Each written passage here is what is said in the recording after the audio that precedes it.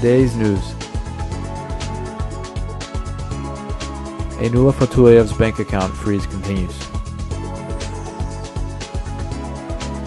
Public Chamber starts preparation for meeting.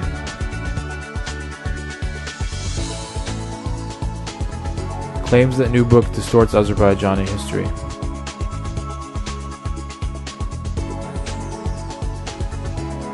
Results of writing competition on suicide.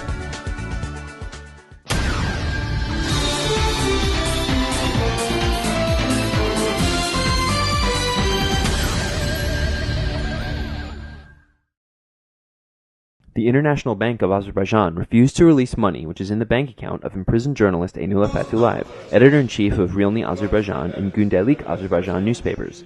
The journalist's lawyer reported that on the 18th of February, the Sabail District Court held a hearing on this issue without the participation of lawyers. Judge Araz Husseinov presided over the hearing. The judge decided that there is no need to issue a decision on removing the hold over the bank account. Due to the fact that there were charges of terrorism against Aynullah Fatullayev, the journalist's bank account remains blocked.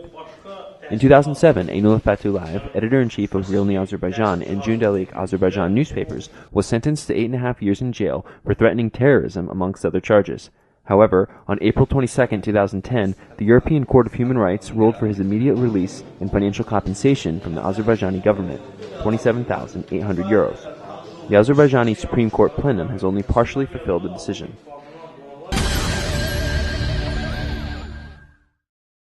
The Azerbaijani opposition Alternative Parliament Group held a session at the Musavat party headquarters. Azerbaijan Popular Front Party chairman Ali Karamli spoke about expanding the structure of the organization in the public chamber. He also spoke about social and political conditions in Azerbaijan.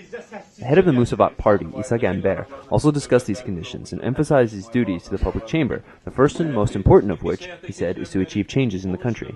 The public chamber session discussed a proposal to begin protests in March. The Musavat head of staff, Arif Hajalı, said that the first one could be held on March 12th.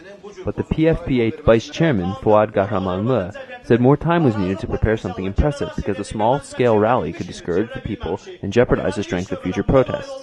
Kahramanlı believes that the public chamber should encourage the masses to start up a movement. The meeting concluded that laying the foundations for the work of the alternative parliament is the most pressing issue.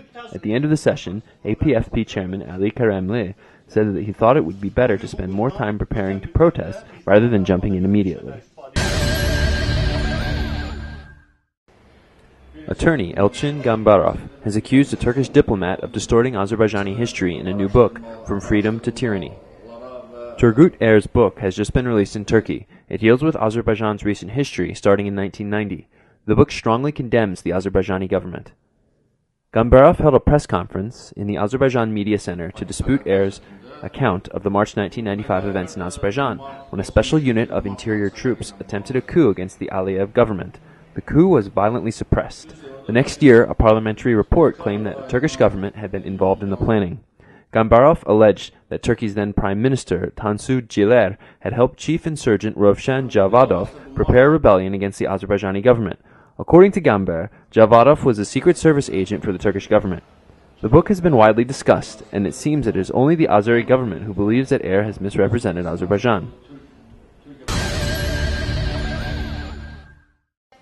On the 28th of February, Democracy and Women's Initiative's Public Union held a press conference dedicated to the results of the contest for the best journalistic work. The theme of the event was about the social effects of suicide in Azerbaijan.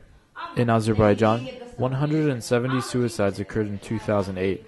In 2002, 202 suicides, and in 2010, 312. Democracy and Women's Initiative's Public Union head Günay Hussein noted that it was not possible to find additional information regarding suicides from governmental organizations. Günay Musayeva of Yeni Musavat newspaper was awarded the first place. Vusala Rustamova of Bizim Yol newspaper was awarded the second place. Nushabe Fatulayeva of Radio Liberty was awarded the third place. Günay Husseinov noted that suicide information was open to the public in Turkmenistan, but not in Azerbaijan.